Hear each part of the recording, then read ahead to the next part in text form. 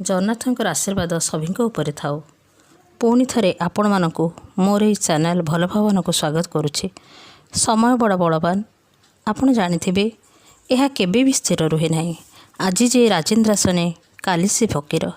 सकाळर सूर्योदय संध्या को सूर्यास्त, निशब्द रातिर भयंकर अंधकार ठीक 12 घंटा पर प्रज्वलित सूर्यालोकरे उद्भासित। आजिर हारि जाइथिबा भीम कालीर महाबली आउ चालिले पाद तले पद्म फुटुथिबा दुर्योधन पराजयर परिथिरे। तेबे हार जीत, भूल ठीक, लाभ क्षति, पाप पुण्य यह सब आपेक्षिक सत्य। समय अनुसार ये सबुर संज्ञा परिवर्तित हो जाए। बास एथिपाई एक सूक्ष्म दृष्टिकोणर आवश्यकता रही। जीवन एक युद्ध। संसार ईश्वर मनीष को किछि ना किछि काम करिबा पई पठैछन्ति। से काम करिबा को समय केबे आसीबो यह भाबु भाबु समय चली जाए।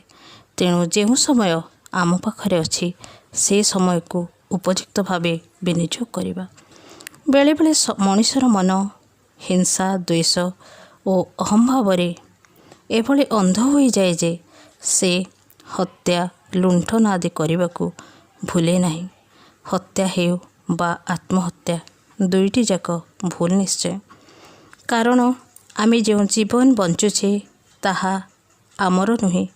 शरीर भितर थिबा आत्मा ईश्वरंकर एवं शरीर परिवर्धित अन्यर दानरे। से दानर प्रतिदान देउ देउ जीवन सरी जाए। निषिद्ध अंधार भितरे मनीषटीए मनीष को मारी देउछि। केबे आत्मविश्वास जगाई तो केबे शत्रुता करी।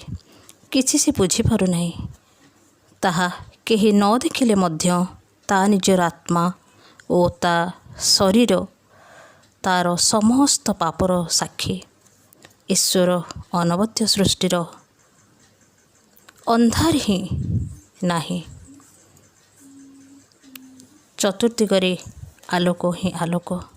केउठी बा केउठी समय तार सुराग छाड़ी दे थाए। समय आसवा मात्रे पाप प्रकट हुए।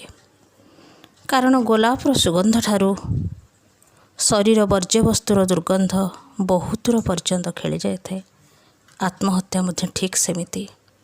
मनीष केवल निजर इच्छा, आकांक्षा बा आकर्षण पाई जन्म नुहे। ता उपरे निश्चित किछि ना किछि दायित्व रही। केही ना केही भरोसा बा आशा करिछि।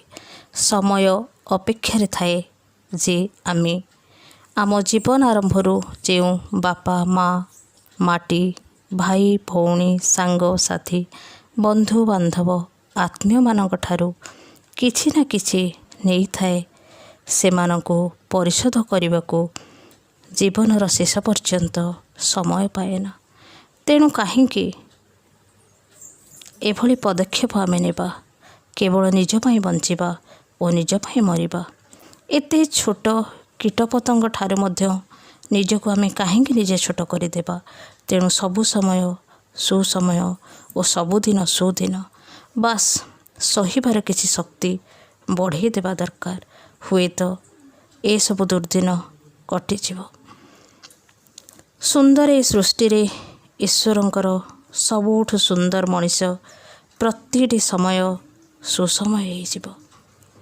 आजिर ए करुणा भली दुर्दिन रे समग्र मानव जाति जेतेबेले विपदग्रस्त। यह मोर श्री जगन्नाथଙ୍କ पाखरे प्रार्थना। मोर कथा गुड़िक भल लगिले मोर चैनल को सब्सक्राइब, लाइक